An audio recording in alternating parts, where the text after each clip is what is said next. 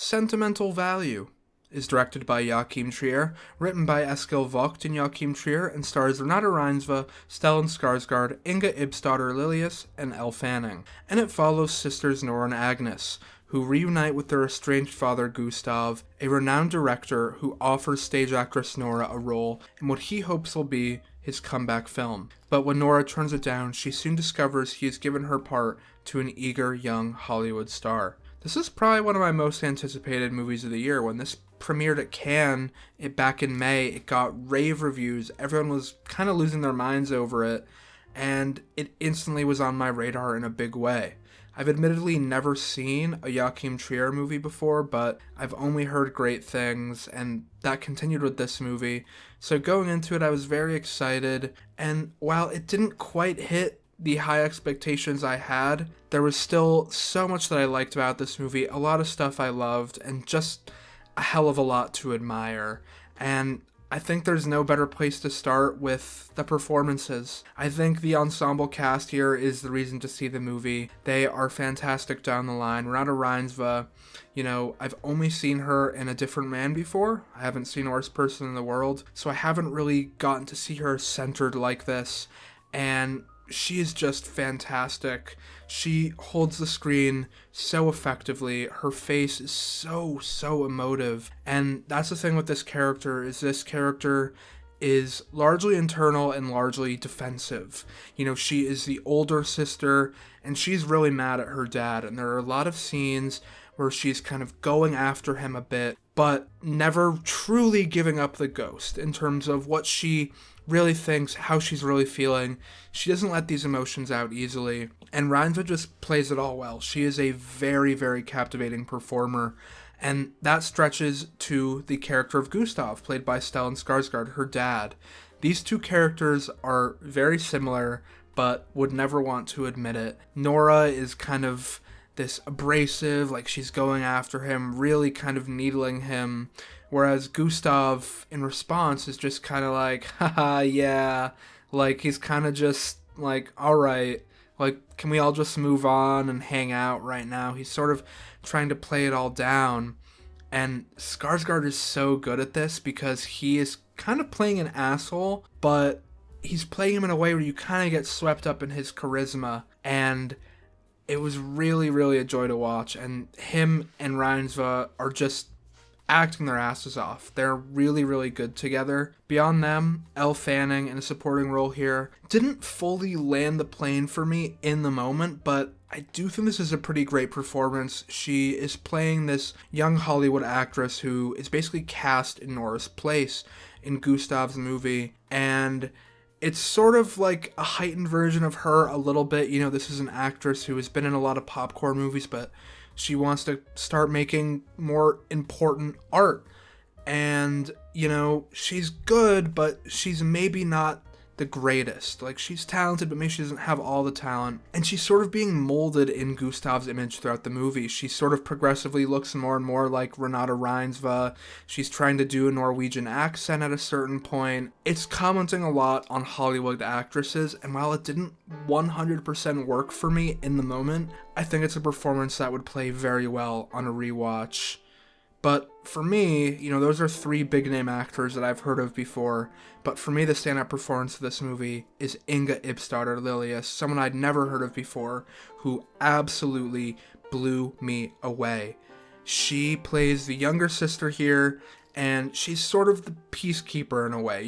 She's also mad at her dad, but, when she was young, she had Nora, and so those feelings are a bit less tender, and she's sort of trying to play both sides to where she's like, yeah, I am mad at you, Dad, but also, Nora, you're really kind of making this a big thing right now, and god damn it, did I just love this performance. She is so captivating to watch. Like, you just want to stare at her, and that's because she's very beautiful, but she's also carrying all of these emotions on her face. A lot of sadness, a lot of internal conflict during these scenes with Reinsve and Skarsgård, and she just blew me away. Like, the emotional climax of the movie largely involves her. There's a scene where she sort of blows up at Skarsgård a little bit, And she just nails all of these moments. She really ran away with the movie for me. I was stunned by her performance. She would be my pick for Best Supporting Actress right now. I honestly like fell head over heels with this performance. I'm so in love with everything about it. Really, really fantastic performance from her, and a lot kind of falls on her shoulders emotionally because Nora and Gustav are so hell-bent on keeping their emotions contained. And while that is in the text, it's kind of the source of one of my issues with the movie. My biggest issue probably is the emotionality. You know, Nora and Gustav are these very kind of stoic, internal, defensive characters. They don't like showing their emotions, especially to each other, and so we don't get a lot of emotional expression from these two characters. Again, it's very much in the text, it's very much true to life, but when the movie was wrapping up and sort of the emotional releases and catharsis was coming through in the movie, I just wasn't feeling it to the level that I wanted to because I hadn't become emotionally invested in these characters. I only really became deeply invested in the character of Agnes. Nora, Gustav, and Rachel, Elle Fanning's character, I just didn't emotionally grab onto. They're all good, and I was somewhat invested in them, but not invested enough, and so it made the kind of final moments of the movie not hit as hard as they should. But, while that's disappointing, this movie is so largely excellent in a lot of ways, and a lot of that is because of the work from Joachim Trier in terms of directing and his screenplay with Eskil Vogt. The way the family dynamic is portrayed here feels like something that they spent a lot of time on, and it's very careful and very, very well done. You really believe that these people are a family and they're having their difficulties, but they're also having their laughs. And that's the thing with this movie too, is Trier finds moments for little pops of humor. They're largely just day-to-day kind of situational, everyday life things. But there is one joke in particular which involves DVDs as a birthday present, which is one of my favorite jokes of the whole year. I saw this movie at a film festival in a room full of film lovers, and this joke got a massive reaction. Really, really funny stuff. And Trier's skill in the director's chair is also so apparent here. He makes a house a character in this movie. He literally somehow builds a character arc around a house. And there's an emotional release with the house that is genuinely pretty effective. This is also a big love letter to filmmaking for him.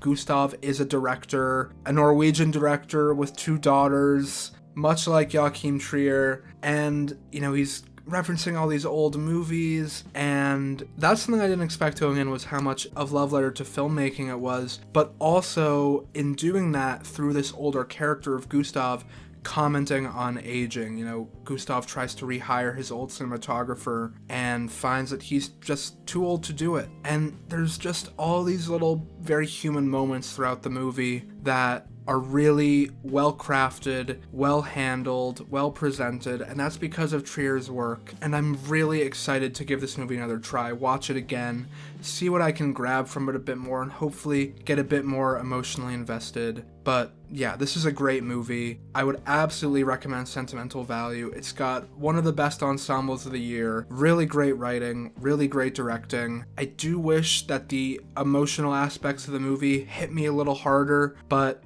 ultimately, I can live with that because everything else is so great. In particular, Inga Ibsdotter Lilleaas, I love you. So I would absolutely recommend Sentimental Value. Thank you so much for watching. Goodbye!